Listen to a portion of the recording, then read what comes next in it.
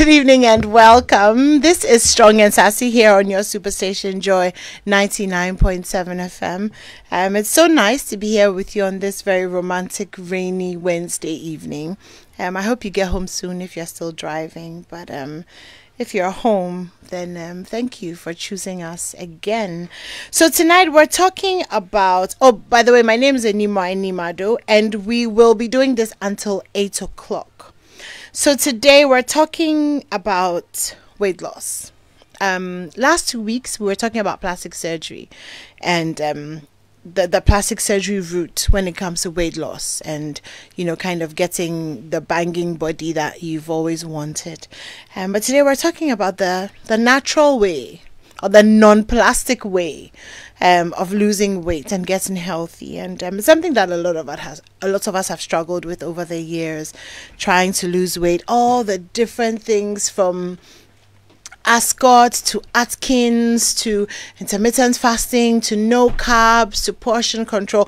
Hopefully by the end of the conversation tonight, if this is something that you've wanted to do, you'll have a bit of a better idea of the kind of plan that you want, so that we can make it happen. I guess 2023 should be the year that you achieve your weight loss goals. So once again, you're warmly welcome, and thank you so much for choosing us. This is Strong and Sassy.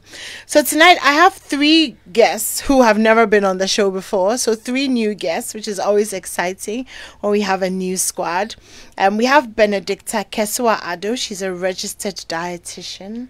Hello, Benedicta. Hi. You okay? Yes. All right. And then we have Winifred Mensah, who's a fitness coach and the manager of Bloom Sip Fresh Juice. Hi, Winifred. Hi. And then we have Eukaria Dufie. She's an entrepreneur. She's joining us by Zoom. And she is our story for tonight. So she has lost a lot of weight. I'm told she has 5 kids. I don't know how much weight in kilos she lost, but we're going to put her picture up. If you're watching us on Facebook Live, we're going to put her picture up so that you can see the difference. So we would love to know how she did it. And then from how she did it, we will speak to the professionals and then, you know, kind of take the lessons from that and help you and me to do it as well. So, Eukaria, good evening and welcome. Good evening, madam. Thank you. Can you hear us? Yes, please. Yes, I can hear you. Okay, great. So, how many kilos in total did you lose? Wow. From 120 to 74. No. Yes. Wow. I have died and gone to heaven. I can't believe that. I was 120 like 3 years ago. And I've never dreamed of going from 120 to anything below 90. But 120 to 74. Yes, that's 26. 46 kilos. Yes. 46 kilos, yes. And how long? Like, how long did it take you? Yeah, it took me for 3 months. Yeah, that's 90 days. 3 months? 3 months? Yes. Is that doable? Are you surprised? Is that doable? Yeah, it's possible. 3 months. 3 months. Like 3 months here on earth. 90 days. Yes, with active lifestyle. Did you eat at all? I do eat. Wow. Okay, let's I can't believe it. I was expecting to say like 2 years or something, but I was not expecting 3 months. So how did you do it? Walk us through the process of how you did it. Okay. Thank you. The name once again is Eukaria Dufie, a mother of 5, and yes, my journey for my weight loss. As I said, I used to weigh 120 kgs. And now I'm 74 with active lifestyle. But when I was overweight, I was having a lot of health challenges. Okay, 74. Menstrual challenge, signs of stroke, and then severe waist pain. And then I met a friend who told me to change my lifestyle. So I asked her, how can I do that? She started. She advised me to take my my breakfast seriously. Okay, she told me skipping breakfast will never help me. And by skipping breakfast is helping me to gain excess weight.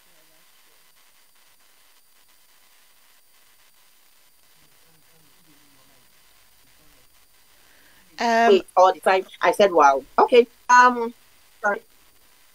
So she continued advised me to take enough water by sipping. Okay. When you take enough water by sipping it, it helps you a lot. And then he asked me.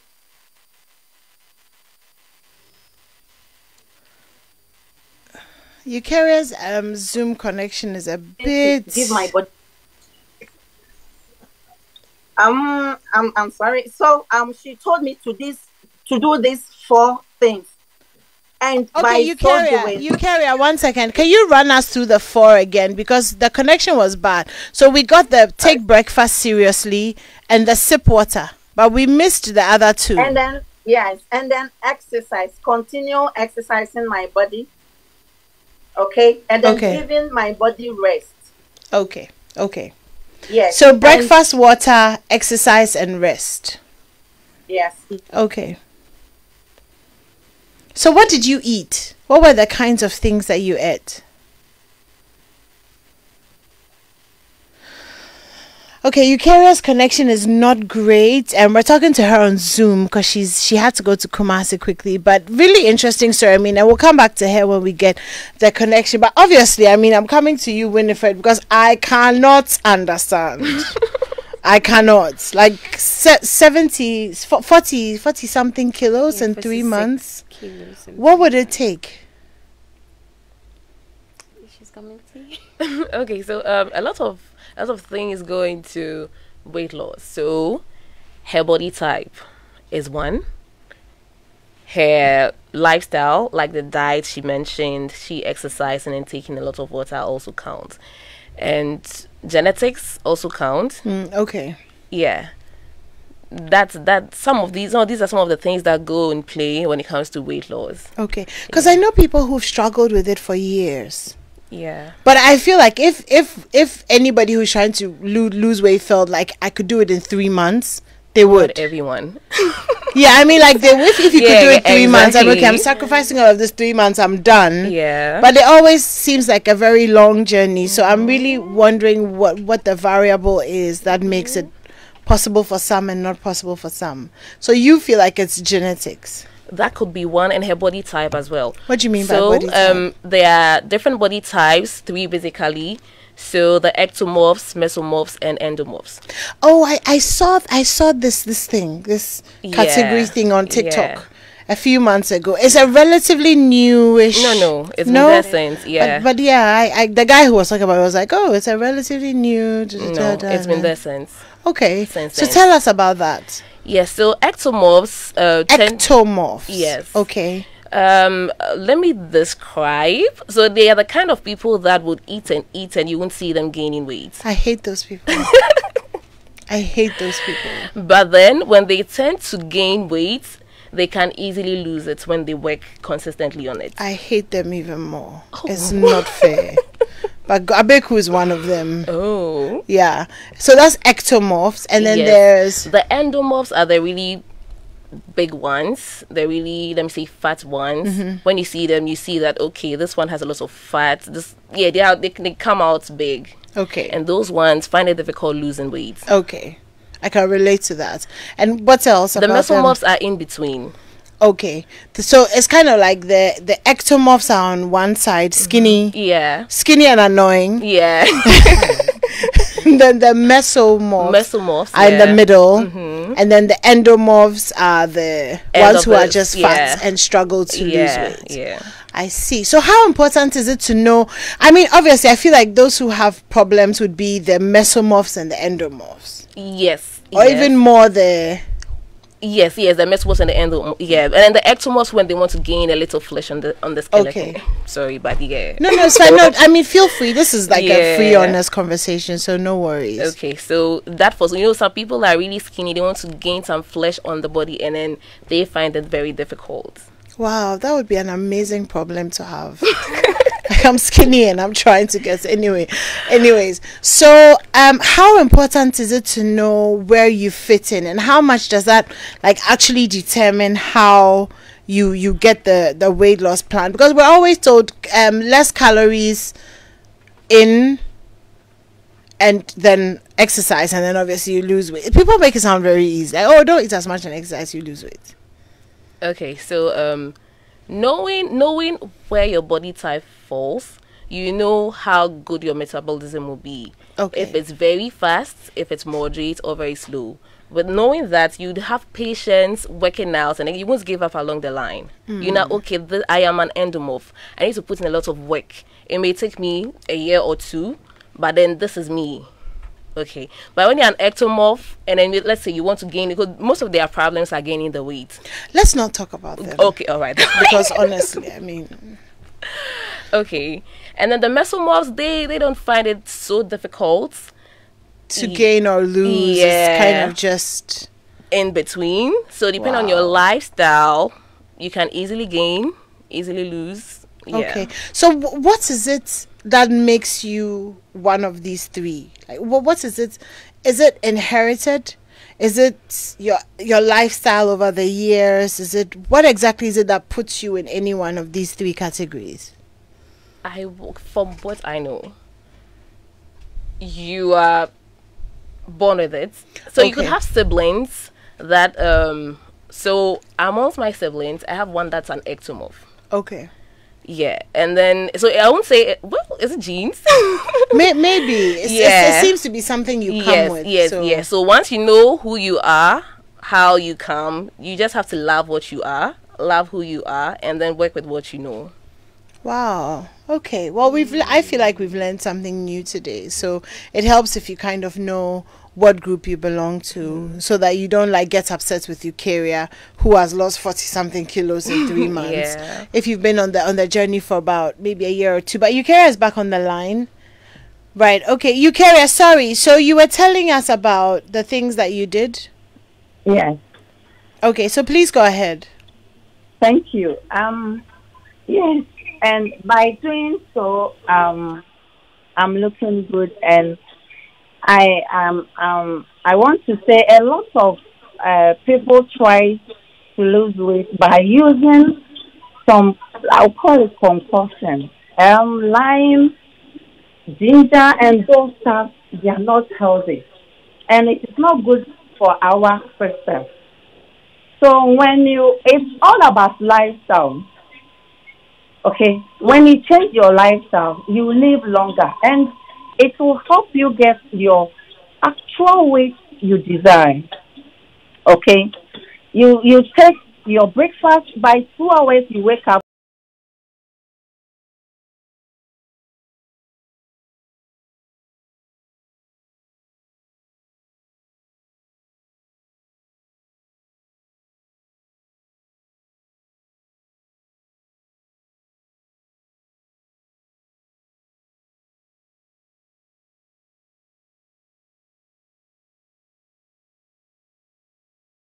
I'm looking good. I stopped going to hospitals, and from those uncalled for things, I was trying to lose weight by putting it inside me. Now I look good and very active too. So what did you eat? Thank you. I took light food. It depends on your activities that can determine the food you should eat. For instance, someone who works at the office, the person is supposed to take light food, because being there, you spend all your time working at the office. So eating something that contains a lot of calories. Eukarya, hello. Yes. Please, what do you mean by light food though? Because everybody's light food is different. Yes, like something lighter, something like porridge in the morning, especially that abrokoko with a lot of fiber. Okay. White cocoa, because I was eating white cocoa. It's white cocoa with sugar and milk and granules and buffalo and bread. Yeah. Do you know what I did? My sister, my friend advised me when I'm taking that cocoa, that white one, I should not put sugar because the food itself is sugar, so I should not add sugar in it. And even if I'll add bread, I go for brown bread or wheat bread. Okay, small slight bread. So when I take it, I take enough water and then I add small fruit. So I wasn't on diet, but he advised me to be careful for whatever I put inside my body. So when I go in for that as breakfast, I make sure even kose attached to it, at least I'll be okay. Okay, and then in the afternoon I take heavy meal.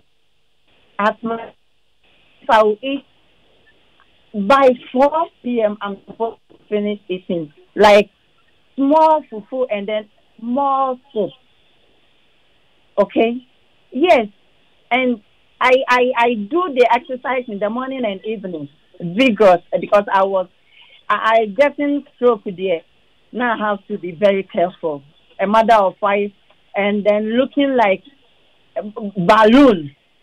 So I took every advice she gave me.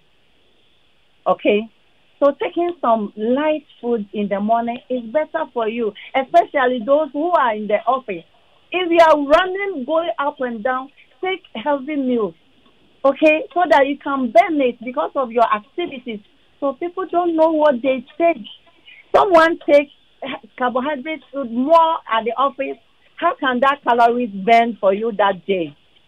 And you be gaining unnecessary fat, and then you become so overweight. And someone who is going up and down will be taking cocoa in the morning, and that person will be also going lean. So we check on that also. Okay. All right, Ukeri, I'm going to come into studio for a second. So, Benedicta, you had a lot of comments to some of the stuff. So let's start with the drinking of the lime and water. Okay. Because that's a thing. I mean, that's a thing. There's the lime water. There's the apple cider lime water. There's the ginger, I think turmeric. All these things are on TikTok. I see them all the time. What's your take on that? So, as a professional, let's start from the rationale behind it, okay? As human beings, we are built, right? And what are we built with? The food that we eat. So, if you eat something, it's the nutrients from the food that is literally building you. Okay. So, you mentioned something about calorie deficits. So, you're eating less, etc. So, let's just use like money for an example. Let's say your daily expenditure is 2,000 cedis, and then I always give you 4,000. You can't spend more than 2,000. That means every day you have an so every day we have an excess of 2,000, which is at the end of the week we have 10,000 working, or 14,000. Perfect. So over time we become billionaires, right? Yes. Let's come to the body. So, I like that. So we are billionaires in weight because we have in fat cells. In fat cells. Yes. Okay. That so makes a lot of sense. If you're eating, you have to. There's something called your metabolic rate, basal metabolism. Okay. So at rest, there's an amount of energy we all expend. If you say today is a lazy day, I'm just going to be in bed. There's an amount you expend, and then when you do any extra thing, there's an amount that is added up. Great. So let's say your basal metabolism is 1,004. Okay. And then you're in the office, like Auntie was saying, you don't do anything, and you're eating like 3,000 calories a day. You have so much excess to be storing as fat. Okay. Then over a period, the weight. You're a billionaire. No, but everybody knows that the weight comes in bits.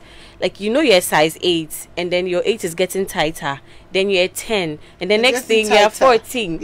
So we all see it happening, but then we don't really pay attention. So that's the rationale. That's where it starts from. Whether you're an endomorph, an ectomorph, or a mesomorph, that's where it starts from. Some studies have said genetics and all that, but even with genetics, if you don't have the exposure, there are people in, pardon my language, hunger-stricken countries who have these genes. Just because they don't have access to the food, they are not expressing those genes. So it all goes back to your intake. Yes. So what's the rationale behind the lime and the apple cider, etc.? Then they are dwelling on satiety. Okay. All of them will go like a liter of it or a big jar. So if you are drinking so much before your breakfast, you are certainly going to cut back on portions. Okay. Some of them are also dwelling on the fact that some of these substances have hunger suppressing properties. Like the madder in apple cider has been shown to. But these things are in very, very minute quantities. And you know, when you set your mind to something, like I've bought apple cider, maybe 100 cedis and something, that 1 week you will not even feel hungry because the excitement and everything, and so it all dies off and then we are back. So we think about things that are sustainable. Okay, so that is not like you are in a state of depression. Today you are plus 2 kg, the next minute you are plus 5, the next minute you've lost 3. So it's like excitement, depression. It's really not healthy. So the target is sustainable weight loss. That is not going to affect your health. As a matter of fact, in the hospital setting, if you're losing more than 10% of your actual weight when you're not doing so much, then there's a health challenge somewhere. There's a condition called hyperthyroidism, where your thyroid gland is producing so much of some hormones that increase metabolism. So people like that lose so much in a short while, and then investigations must go on. Healthy weight loss is not plenty, like a kilo, right? In a week is healthy, sustainable weight loss. Yeah, but then you see, when you're doing it like that, it makes the whole thing long. Because I feel like as human beings, you know, when you see results, then you are motivated. So that's why I tell people you don't have to check your weight every morning. Somebody has a scale by their bed. No, I need to understand in the morning what I'm going to be hungry for. Because if I, like, you know what I mean, if you want to be hungry, like, you know that Monday I was hungry, Tuesday morning when I go on the scale I've lost 2 kilos. Then it makes sense. The hunger makes sense. But otherwise, like, I should be hungry and I shouldn't like check what the reward for my hunger has been. Then it becomes a bit, I mean, if you're talking about motivation, which I feel is one of the reasons why people don't get off. So I always say, set targets with your clients. We set targets. So our target is maybe 10 kg in 3 months. We are spreading it across, so that's like the least we are looking at. People lose weight differently. As a matter of fact, it's very easy to lose a lot of weight in the first 2 weeks. You can have clients losing like 8 kg first 2 weeks, and then they plateau.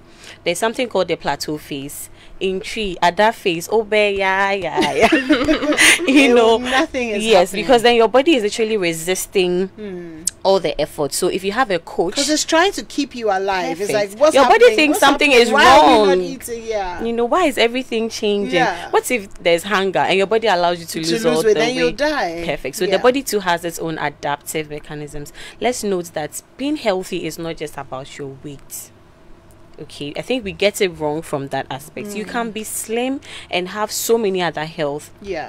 I'm not saying every slim person is but like if you use certain means, and then imagine losing so much weight, so your body stores a lot of toxins in fat cells. So when you lose all that at once, you are exposing all the toxins your body could not handle in the past to it at once. So issues with your liver, we can read about these things. So we always want to talk about healthy weight loss, sustainable weight loss. The concoctions is fancy. Everybody's holding a bottle, yellow, green, you know, names on it, and then they've chopped strawberry. I'm like, why don't you just eat the strawberry? After chopping it in, you're not going to eat it. You see, it's flavoring the water. Then all the nutrients you discard it at the end of the day. So why don't we rather incorporate the fruit and just drink the water? Perfect. And then work on portion control, which no one wants to hear, but so you know, there are so many things. I'm sure we will talk about it as we go on.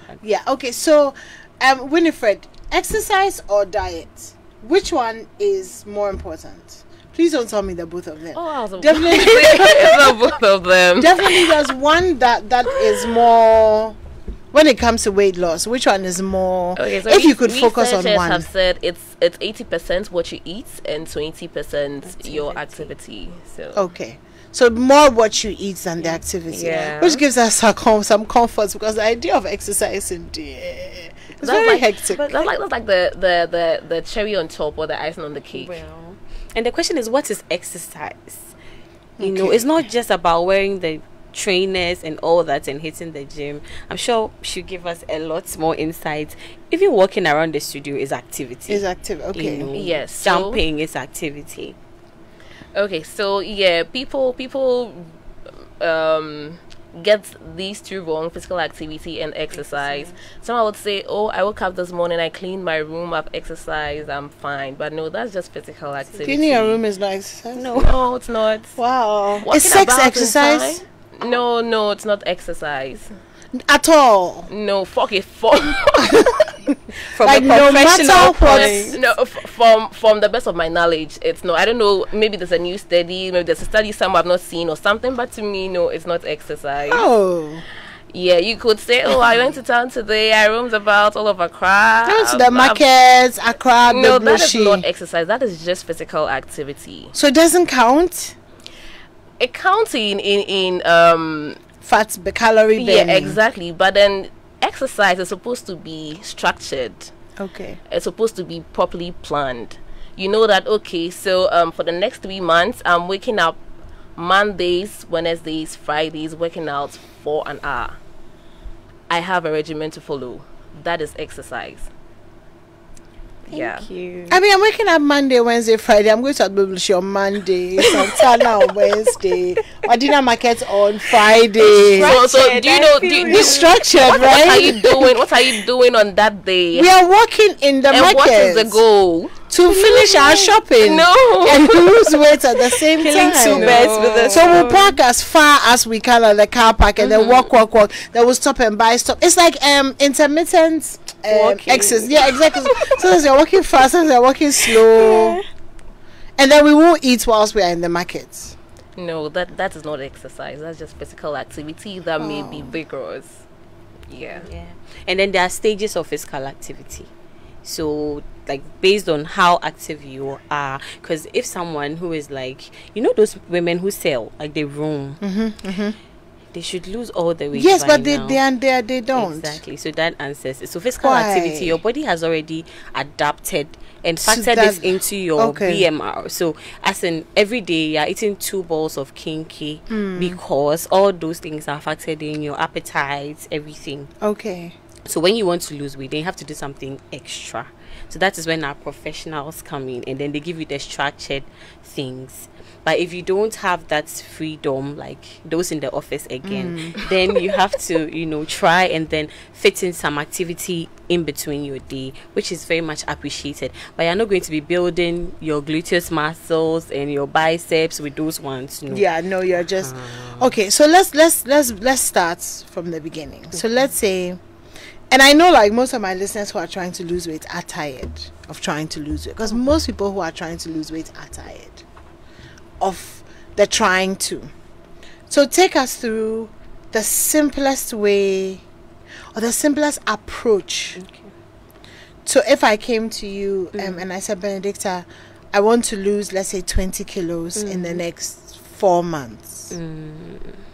What's I'm listening. Is it unreasonable? Okay, so, 20 kilos in 4 months is 5 kilos a month. A month. So it's realistic. It is, because you said realistic. Like a kilo a week. Yes, so it is realistic. I was going to say 3 months, but when I looked at your face, I advised myself. So, what would you say? And I come to you and I'm tired. So I don't want the whole emotional.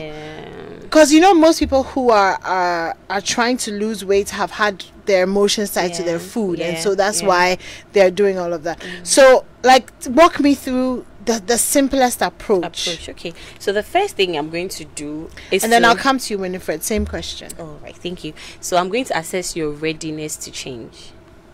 Okay, there should be some before we solve a problem, we should know that we have a problem. So there should be that, Well, we don't know that we have a problem. Yeah, so People who are saying we have a problem, Yeah, but so we don't have a problem I'm going to start with from our problem. that part. So if I come and I said I don't have a problem with my It's problem, fine. It's does fine. that mean that then you won't? No, we will still go ahead. Because sometimes I've met people who are overweight. Yeah. They don't have a problem with their being overweight. It's just that what my mother is always talking about is, Yes. or my sisters are always talking about it, so I want to lose it. But I myself don't have a problem.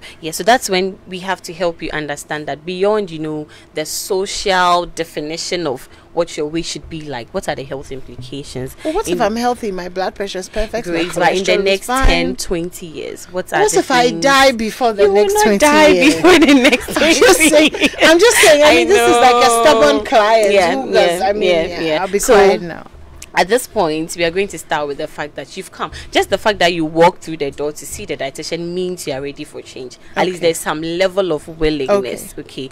And then there's a way we talk. We do a bit of psychology. So when a client walks in, their body language alone tells you that this person is tired. And then you know how to handle such a client. And when someone comes in all enthusiastic, etc., you also know how to handle such a client. So we're going to start with a few basics, like something that can help someone listening today. There's something Auntie mentioned on Zoom. She said light food and then all that, and you came in perfectly. Somebody's light food is a cup of tea with a whole tin of milk and 3 eggs. Exactly. So what is light to your body? When we talk about light, we're looking at the calories in the meal, not the weight of the food. Okay. So you are having breakfast and your breakfast alone is like so much. Starting from there, we are not going to meet our goals. But then the dietitian's goal is to make sure you are full, but then cutting back calories.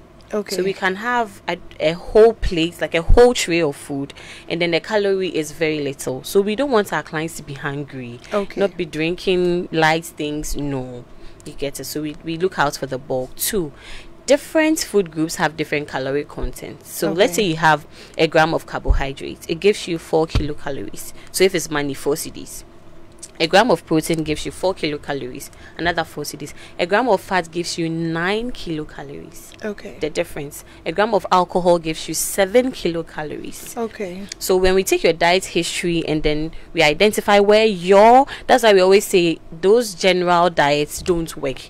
And a lot of people who have gone on it can tell it doesn't work. So we take your history, identify your specific problems and then we pick it out. So fried foods, energy dense things like these, what we call junk food here, all these things have a lot of calories, like buffaloes, deep fried things. So all the things that are baptized in the oil they resurrect, and then someone will take tissue and be squeezing it. The squeezing doesn't help do anything. The oil is in the buffalo, but some is coming out. Here is coming out. Let's say you're frying plantain and then you pour maybe 500 ml of oil and then you fry your beautiful plantain. By the time you're done, there's no oil in the saucepan, and you alone ate all that plantain. Where is the oil? Which means that you drank the oil as well. And then we are saying a gram. So if you have a teaspoon of oil, it is almost close to 1 factory slice of bread, the small factory slice of bread. That's a 60 calories. That the teaspoon of oil is 45.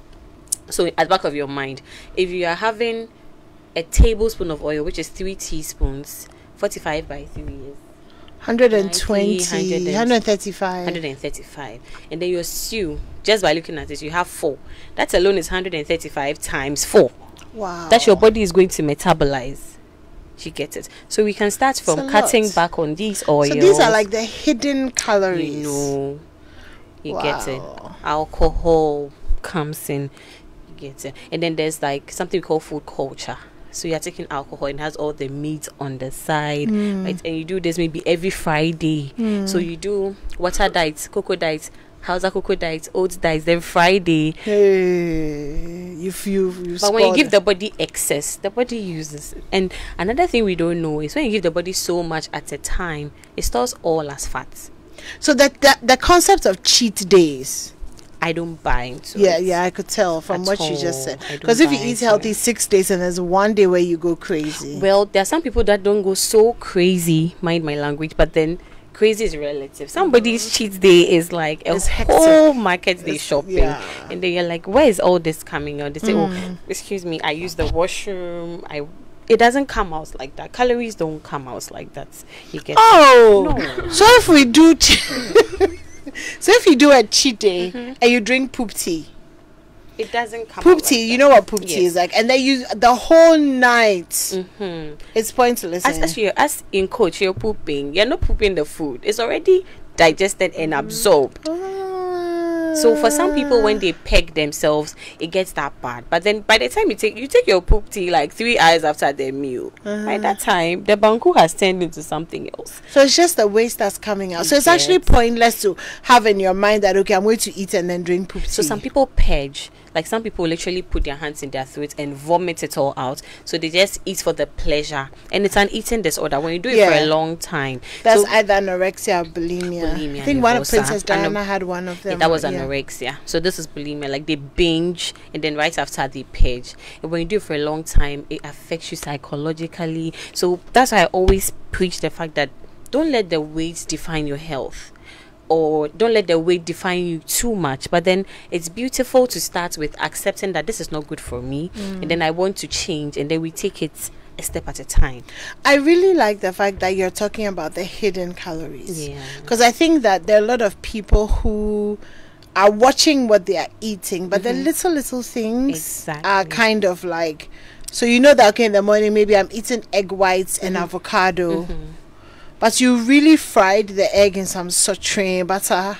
And then added the bread to soak the remaining oil. And then you feel like, oh, I've had, I just had 2 eggs for breakfast. But the calories, you might as well have had kinky and fish. Yes. And then you know one thing in Ghana that is beautiful?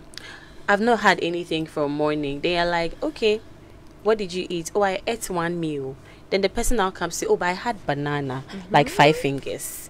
And some groundnuts. That one is no food. Okay, wow. Then, oh, my child was eating biscuits. I had some. And when my husband finished supper, I took the meat and all that is food. Yeah. Okay, so when we start appreciating that anything going into your body to nourish your body is food, and your body is going to metabolize it, just that, like the way when someone gives you money, you don't throw it away, you use it, then we understand how to work on our weight.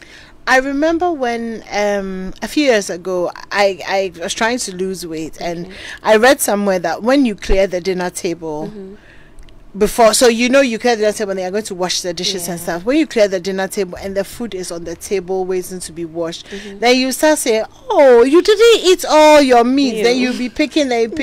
So there's a strategy that we use. As soon as I clear the dinner table and I put the things on the kitchen, I just put liquid soap like all over everything. Otherwise you do end up, if you're trying to diet, and you do end up picking and you don't count it as part of your meal. Because you feel like, oh, this one, dear, is bonus. And the tasting, tasting 5 fish, you taste 3 in the kitchen before you come and sit at the table. All that is food. You see. And then those people who skip meals, like, okay, I'm not going to have breakfast, I'm not going to have lunch. Then actually you've not had breakfast and you're dead, and it's tempting you, then you sip something, then you come and sit down. You realize that you pick on so many small things that when we actually analyze the calories you're getting from that, it's just too much. If you had even had the meal, it would have been better. Yes, I noticed that as well, because on the days where I actually eat proper food, so have lunch and then have dinner, so it maybe yam in the afternoon and then maybe kinky in the evening, I find that in between then I don't pick. But on the days when you say, oh, today I don't want to eat too much, I don't want to eat, then you realize that you have eaten jenfen, you've eaten all the things in this world. Everything. And when I sit in a Cherokee, it's just so like both floats. You can be sitting by somebody. You start with pawpaw. Come again. You start with pawpaw. Pawpaw. Because you are feeling, optimistic. So you buy the pawpaw at the first traffic light. Is it from experience? So you start with pawpaw at the traffic light. Then the next traffic light, so you buy some small buffaloes and plantain chips. And the next traffic light, condensed milk toffee. Oh. By the time you get to where you are going, you are very full. But you say you haven't had breakfast. When you get home, you say, I'm not doing supper. So you go and sleep, then 9 o'clock the drums will start rolling your tummy. Like, small tea. So late night eating fits itself in. So meal timing alone is very important. That's a lot for us. But the thing is, we know all these things, but we don't practice it. Anyway, let me come to you, Winifred. So the same way that we've kind of done the basics of of weight loss in terms of food. Sorry, before I come to you, you were talking about skipping meals. Okay. So what do you think about intermittent fasting?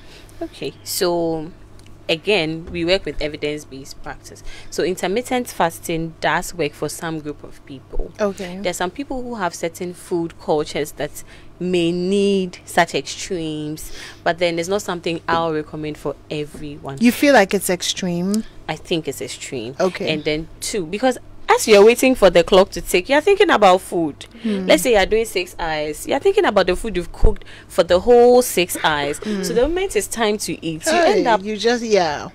You get... And I have dealt with a number of clients, and I realized that they still don't lose so much weight, because when it's time to eat, they do so much at a time. And then in the night, even though everybody in the house knows they are doing intermittent, in the night they wake up and sneak to eat. So if it's not sustainable, I don't. So the thing is sustainability. Yes. Because the thing I liked about intermittent fasting is the idea that you're giving your body time to rest. From, I think it's comforting for me. Okay, my body is resting from working. digesting. Exactly. But then again, like you said, if it's not sustainable, then You get it. Winifred, okay, tell us your own too. Yeah, so for me too, if someone comes to me saying, oh, I want to lose weight, I'll ask the person if they are really sure that's what they really want for themselves. And then I'll ask how that is important to them. Because they need to know why they want to go on this journey. If you do not know why, you stop along the line. Yeah, so that's the first thing to do. And then if they really want to lose weight, we sit and plan a workout schedule. So my team and I, we usually get our clients a nutritionist alongside, yeah. And then following this workout routine, we modify as and when we have to, because it can get boring along the line. Yeah, and some people have some people who have tried working out before have interest in some kind of fitness activities. So some people prefer just weight exercises. Others also would want just cardio workouts. But then before that, we'd have to see if your body type requires that you do more cardio or more weights. Oh God, okay, I get you. Yeah. And then if your muscles and your joints also allow that, the cardio. Yeah, and then the weights. Okay. Yeah, before we sit. So a lot goes into planning the workouts for an individual. And then we advise that they commit to it. So what if I come to you and I say that, so Winifred, like in my heart, I really don't want to exercise. So the minimal amount of exercise I can do to, kind of facilitate things along, what kind of plan would that, what would that look like? For some people, we find activities they enjoy. Okay. That can expend the amount of energy we want to have to let go of. Yeah. Okay, so activities like what? Swimming. Okay. Tennis. Football. I have some clients that love to run. When I get to their house, they're like, Winnie, let's go running. Yeah. So for them, if they have to do the running, any kind indoors, of couch exercise, like exercise you can do on the couch whilst you're watching there's some stretching exercises. There's yoga, there are Pilates. Those ones are indoors, and then they are slow motion and fun, and then they expend. Are they as effective? Yeah, they are. Okay. And they are very good for new moms as well. Okay. And people with some joint pain. Those of us who are getting old. Yeah. Yeah. yeah. Those. Yes. Okay. All right. So something like that we recommend for them. So it's kind of again based on what works for you. Exactly. But for the body types that you mentioned, so the ecto, meso, and endo, are there different kinds of exercises that work based on your body type, or exercise? No, so there are different kinds of exercises that would work more for them, and I don't know how to put it. So there are some people that, let me take an endomorph for instance. Endomorphs will do well burning burning calories with weights. Okay. And cardio. Weights more than cardio. Okay. Yeah. But then some of them would prefer doing cardio. I don't want to lift weights. I don't want to move my body. Isn't it easier to lift weights than to run? Come again? Isn't it easier to lift weights than to run? It depends on the one. It depends on. Some people Yeah. actually prefer running over. Yes. Oh, okay. That's interesting. Yeah. So cardio weights, and then what's about the meso and then the ecto? So for the ecto, most of the ectos that I've met Are they trying want to gain weight. Yeah, exactly. I think one of our listeners has sent a question about that. Tom from North Kaneshi. He says, "Good evening. I'm ecto. I eat heavy brunch and light supper. I want to gain weight small. So let the dietitian give me filler." So for somebody like that, you won't advise them to exercise. I didn't get that. Oh no! So he says he's ecto. Mm-hmm. So he eats a heavy brunch and a light supper, and he wants to gain weight. Mm-hmm. So what would you advise in terms of exercise? He has to do more weight exercises. More less weights, cardio. so that he's building his muscles. Yeah, and he has to allow time for the muscles to grow. Does that take long? No. No, not too That's long. why you need rest period. That's why you don't have to work out morning, evening, 7 times in a week. Okay, that's Yeah. counterproductive. Yeah, when need you're to, overdoing. need to have time, rest for the body to grow. Okay. Yeah, the muscles to grow. The muscles to Yeah. grow. Okay, so what would you tell him, Benedict? So I think he already says he does brunch and then he does a light supper. So brunch is more like in between breakfast and then lunch. So if you're doing brunch, you are likely to skip lunch. And this person has skipped breakfast. You've already skipped 2 meals. So small frequent meals. We can do breakfast, brunch time, do a snack, do lunch, do supper. Then you are consuming more. Then the body has some to store. Left over. And you become a billionaire. Okay, so then Tom, I guess basically if you want to put on weight, eat more. Yes, but with caution. Okay. Not more like just because it's more than we are eating just anything like junk, because then you can develop other health stuff. So healthy meals, things that will give you consistent release of energy. So like you're doing your fruits, vegetables, yes, but then small frequent meals. I don't know if he has an issue with appetite, but I'll advise he sees a professional. Like I said, individualized plans work better. And then there was another question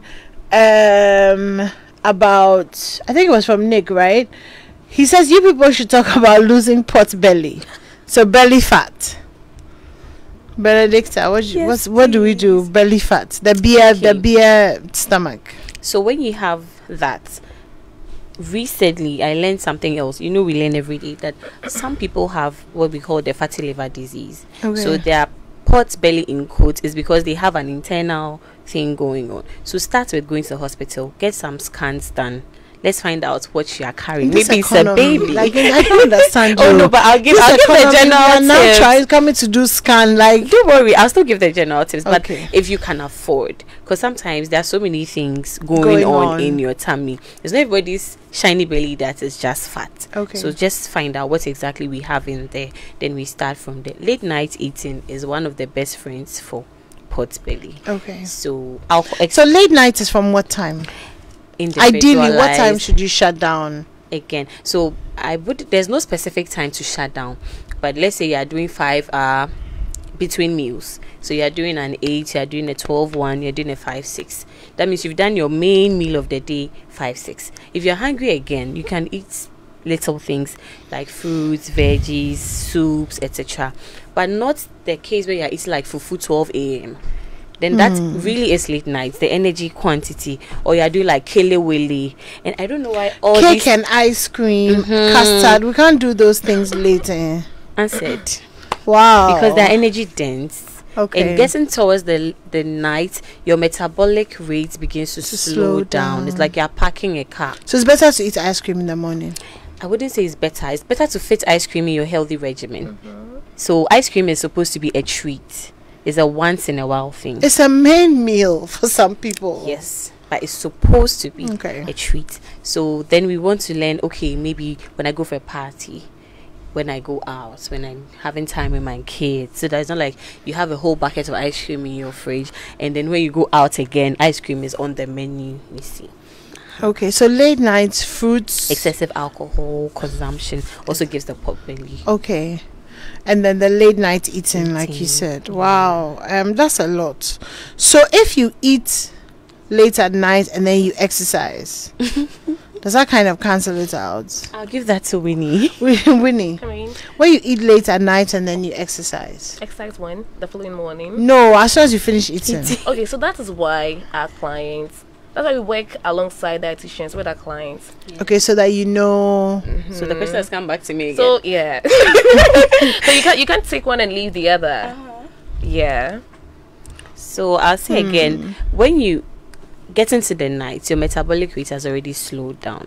So when you are eating, what are you eating? But exercise can make your metabolic rate go up. So what kind of exercise can you do at night so that your body is ready for the midnight eating? Great. But when you have the mindset that I'm eating, then I'll exercise, that means you are purging. Like the person who will also put their hand in their throat and vomit. And long term, you are going to develop bulimia nervosa and other health issues as well. Wow, I didn't realize our time was up. Sorry, I think I'm getting what you're saying. I'm trying to say that. Let's say this is a day I have to exercise, and then my goal is to lose, is to burn 200 calories. But because I know I'll be taking ice cream in the evening, I burn 300 calories. Yes, something like that. That's what you're trying to Yes, say. yes. Hello, mom. But so much for what she's saying is like you are indulging so much and then you want to wake up. So I'm assuming you have a 2,000 kilocalorie snack. Do you know how long you have to work out? But Dixon, I think we have to continue this conversation because we run out of time. And of course, we would love to take your questions and stuff. So we'll see what we'll do about that. But thank you so much for joining us, Benedicta and Winifred. Really enjoyed you guys. We are out of time. I give you 10 seconds. Oh, I just want to give a contribution. So for the people that are getting depressed along the line, I don't want you to just look at the scale. There are other benefits that come to the weight loss journey. So you can consider the clear skin you are getting, the acne that's going, the energy, all of that. So many other things. Yes, thank you. The constipation going away. You should consider all of that. And then I think we'll continue this conversation next week because there are lots of aspects of weight loss that we didn't talk about. We didn't talk about emotions. We didn't talk about comfort, all of that. Okay, all right. Okay, so I'm off. Thank you so much for tuning in. I'm handing over to Maxwell at Baba for the 8 o'clock, but I'll be back tomorrow morning on the Super Morning Show at 5:50 a.m. Thank you to the whole team, and thank you to you for staying tuned in.